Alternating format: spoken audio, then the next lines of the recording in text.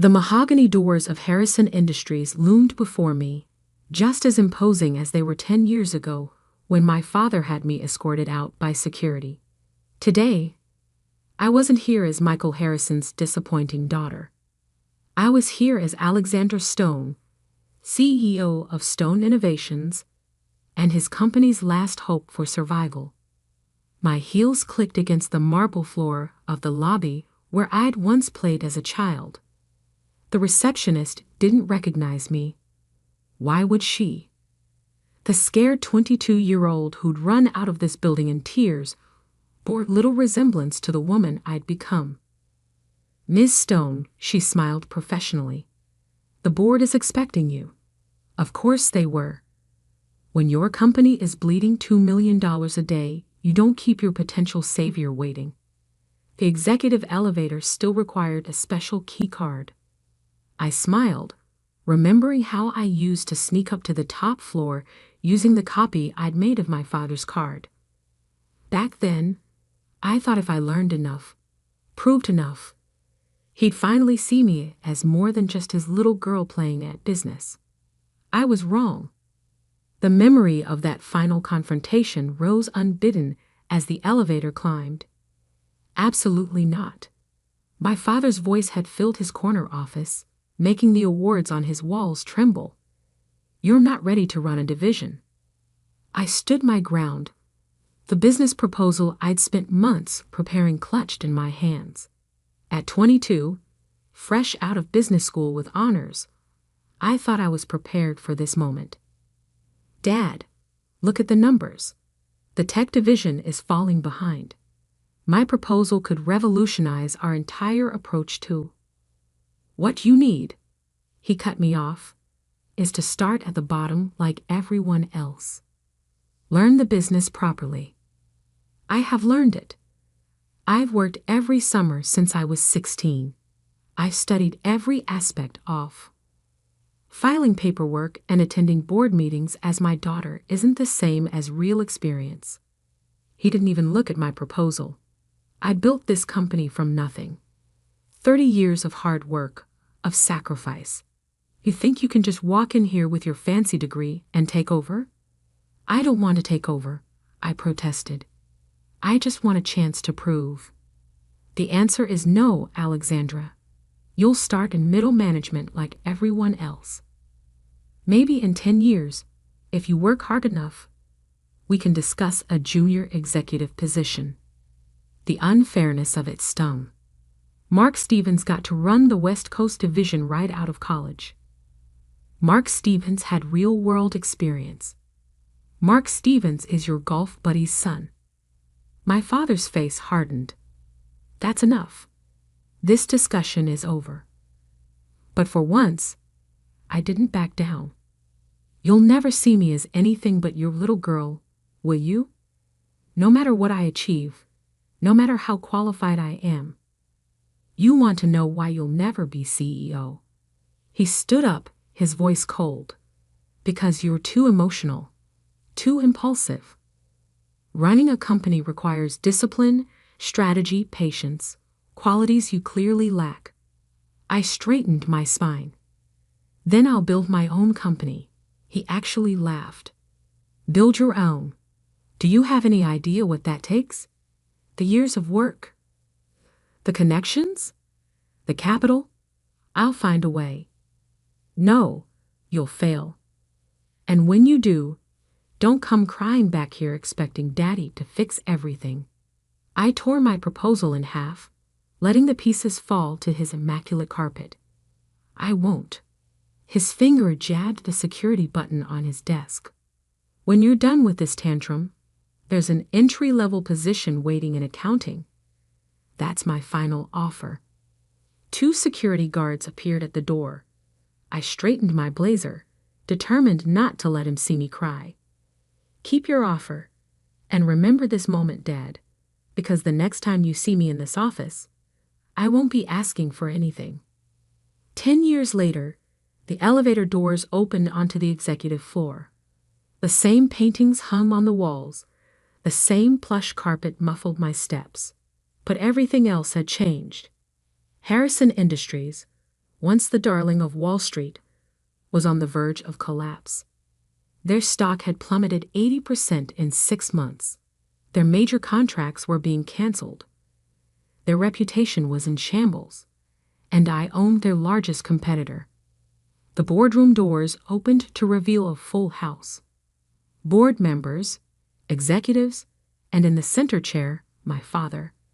His hair had more gray now, new lines carved around his mouth, but his posture was as rigid as ever. His eyes met mine, and for a moment, I saw the flash of recognition he tried to hide. Then his mask of corporate indifference slammed back into place. "Miss Stone," he said formally, "thank you for coming." I took my seat at the opposite end of the table, placing my sleek laptop before me like a shield. "Let's discuss the terms of the bailout, shall we?" But I had no intention of making this easy. My father was about to learn exactly what his emotional, impulsive daughter was capable of. And this time, I wouldn't be the one escorted out. The game was just beginning. The boardroom hadn't changed in 10 years. The same oversized table, the same leather chairs, even the same pretentious oil paintings of past CEOs, including my grandfather, whose stern expression seemed to judge everyone below. What had changed were the faces around the table. Gone were the confident smirks, the casual arrogance of men who thought their positions were untouchable. Now they looked tired, worried, desperate. As you can see from the projections, the CFO droned on, clicking through slides of increasingly dire financial charts. "We need an immediate capital injection of at least $500 million to maintain operations." I hid my smile behind my coffee cup. I'd memorized these numbers weeks ago, when my intelligence team first flagged Harrison Industries' vulnerability. But they didn't need to know that. "And you've approached all other potential investors?" I asked innocently.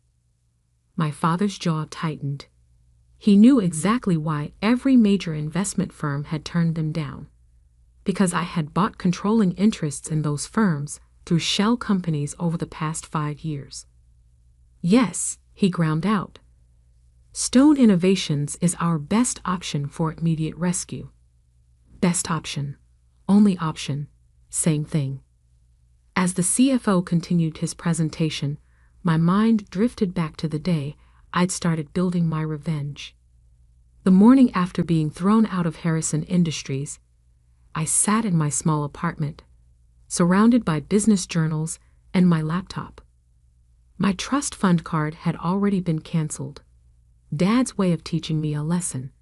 I had exactly $12,467 in my personal account and a dream of making my father eat his words. My phone rang. "Alexandra Harrison speaking. This is James Morton from Venture Capital Weekly. I'm doing a piece on Harrison Industries' latest expansion. Would you comment on the rumors that you've been passed over for an executive position?" I almost hung up. Then inspiration struck. "Actually," I said carefully, "I'm starting my own technology company. Would you be interested in that story instead?" There was a pause. The daughter of Michael Harrison, striking out on her own. "Yes, I'd be very interested." The article ran a week later. Harrison Harris challenges family empire. It was exactly what I needed. Attention from potential investors who'd love nothing more than to back a competitor to Harrison Industries. But I knew my father would be watching. So I did something unexpected. Instead of tech, I focused on an entirely different sector: sustainable energy. I called my company Stone Innovations, my mother's maiden name, and positioned it as far from Harrison Industries as possible. The first 2 years were brutal. I worked 18-hour days, lived on ramen noodles, and poured every penny into research and development. I hired brilliant people who'd been overlooked by bigger companies, giving them the chances they'd been denied. My first major breakthrough came when we developed a revolutionary solar panel coating that increased efficiency by 40%. Suddenly, investors weren't just interested. They were fighting to get in. I kept my identity as CEO private, using a male executive as the public face of the company. In board meetings, I was introduced as Ms. Stone, a major shareholder. No one connected me to Harrison Industries. By year 5, Stone Innovations had expanded into energy storage, smart grid technology, and sustainable infrastructure. We were growing exponentially, but I wasn't done. That's when I implemented Phase 2. Quietly, through a maze of holding companies and investment vehicles, I began acquiring shares in companies that Harrison Industries depended on. Their suppliers, their contractors, their investors. None of them knew they were selling control to the same person. I watched from afar as my father's company gradually lost ground. Their tech was becoming obsolete. Their contracts were drying up. Their stock price was dropping. And then, 3 months ago, I launched my masterstroke. Stone Innovations announced a revolutionary new microprocessor that made everything Harrison Industries produced obsolete overnight. Their stock plummeted. Clients jumped ship. Banks called in loans. Now, sitting in this boardroom, I could see the result of 10 years of careful planning. My father looked like he'd aged a decade in the past 3 months. Miss Stone, one of the board members leaned forward. What are your terms for the bailout? I opened my laptop, taking my time. Before we discuss terms, I believe full transparency is in order. I turned the screen around, showing a complex organizational chart. This diagram shows the current ownership structure of Harrison Industries' major partners and creditors. The blood drained from my father's face as he followed the lines connecting dozens of companies, all leading back to one name, Stone Innovations. As you can see, I continued smoothly, your company's survival already depends on my goodwill. The only question is whether you want to make it official. This is impossible, my father whispered. How did you build something from nothing? I finished for him, with discipline, strategy, and patience, qualities you thought I lacked. The boardroom erupted in chaos. Board members whispered furiously to each other. The CFO looked like he might faint, but I kept my eyes on my father.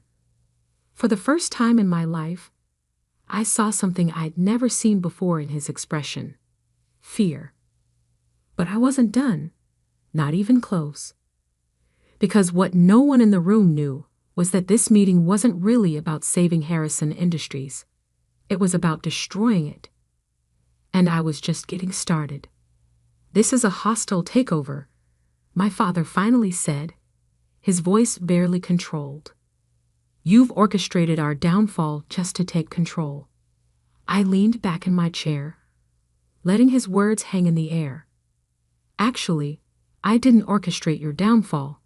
You did that yourself. With deliberate calm, I opened a second folder on my laptop and projected it onto the boardroom screen.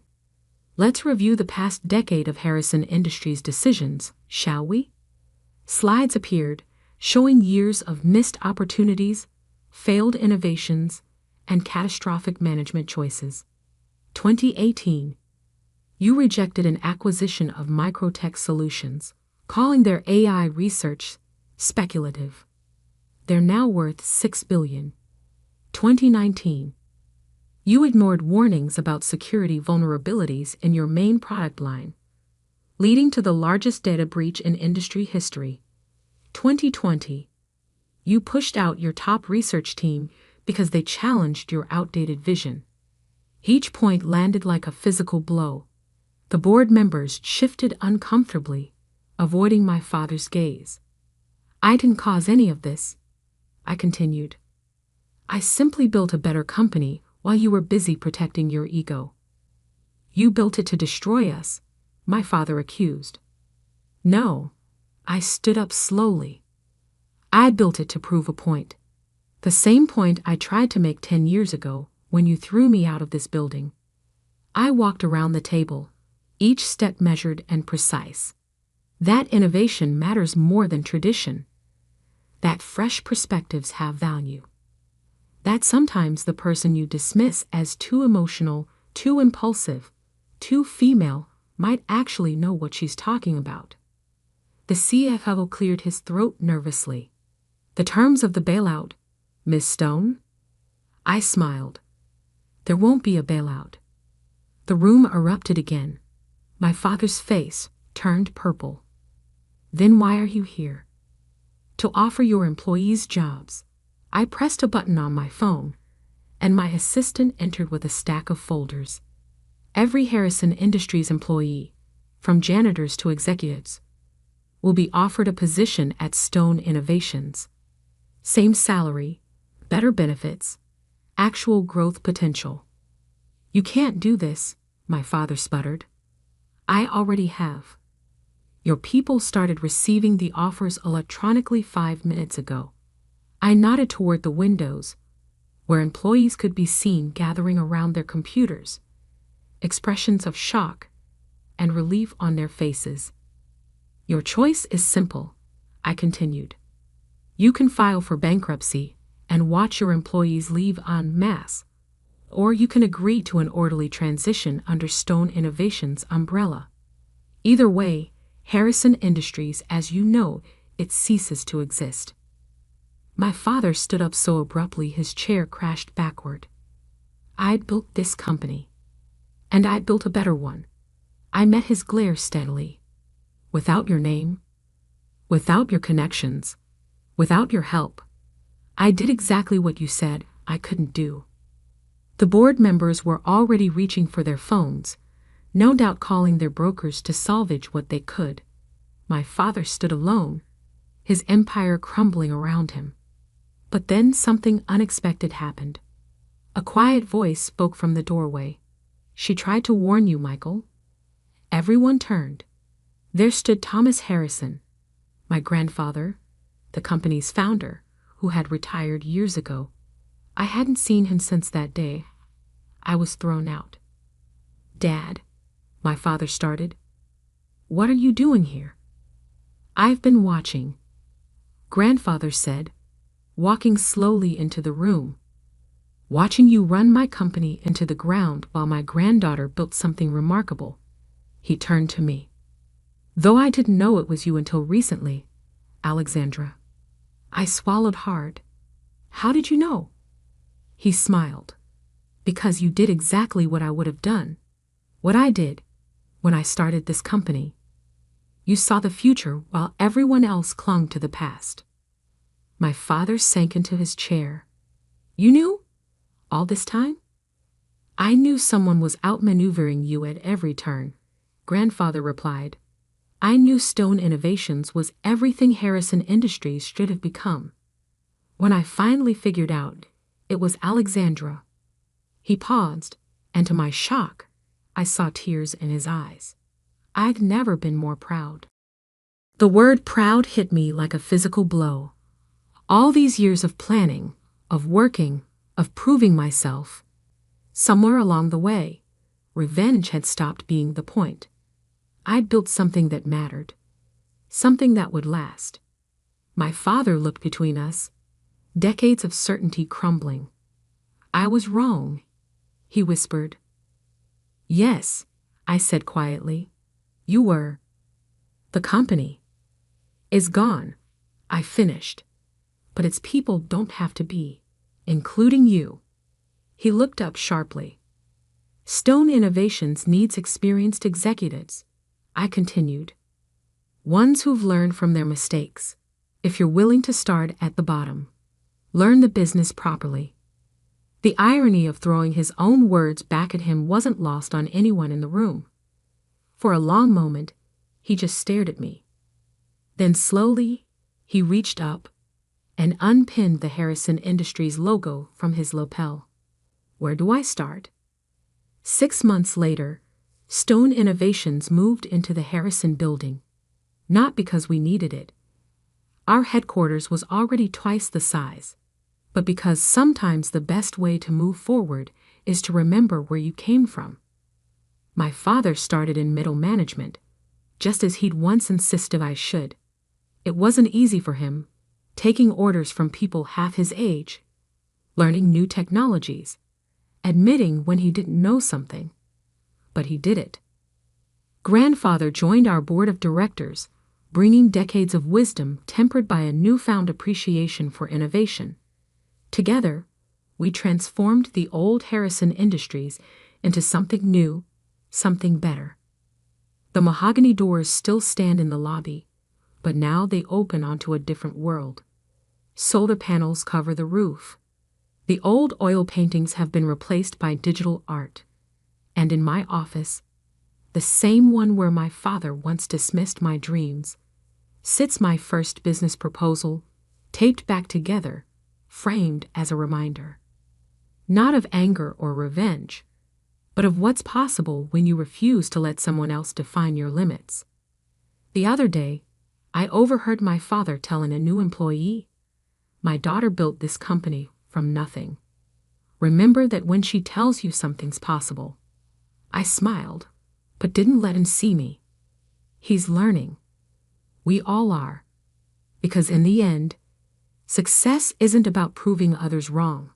It's about proving yourself right. And sometimes, if you're lucky, those who once stood in your way become the ones who help clear the path for others. The nameplate on my desk reads Alexander Stone Harrison, now. Both names, both legacies, both parts of who I am. Because sometimes the best revenge isn't destroying what hurt you. It's building something better in its place.